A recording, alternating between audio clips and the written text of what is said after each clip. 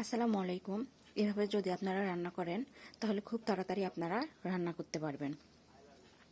রান্না করার আগে আমি সেহরি এবং ইফতারির জন্য রান্না করতেছি। ইফতারি ভাজা পোড়া খাই না, আমরা ভাত খাই সাধারণত। এর কারণে আগে থেকে সব রেডি করে রাখছি 11টা থেকে 12টার মধ্যে আর কি। এখানে আদা রসুন বাটা সব রেডি আছে। মাছ ভুনা করব, এর কারণে মাছ বাহির করে ভেজে রাখছে। এখানে শুটকি মাছের ভর্তা করব, এর কারণে পেঁয়াজ রসুন সব রেডি করে রাখছি। তারপরে আপনার এই যে লাউ পাতার ভর্তা করব, ওখানে মাছ দিয়ে আর কি, আলু দিয়ে টমেটো দিয়ে ভর্তা করব। আর এখানে কুচি করে রাখা আছে আপনার মাছ ভুনার জন্য।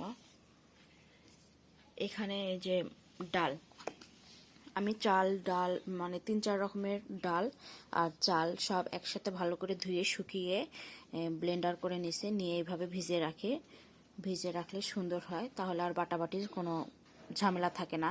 আপনারা যদি না বোঝেন তাহলে আমার এই চ্যানেলে একবার ঘুরে আসেন, আমার ভিডিওটা দেওয়া আছে। আমি দুধও বের করে রাখছি, দুধ ভিজিয়ে রাখবো, এখনো ভেজানো হয়নি। এভাবে আর কি সবকিছু রান্নার জোগাড় আর কি করে রাখলে রান্না করতে খুবই সহজ হয়। আপনারা এই নিয়মে যদি রান্না করেন খুব তাড়াতাড়ি রান্না করে নিতে পারবেন। আশা করি ভিডিওটা ভালো লাগছে সবার কাছে।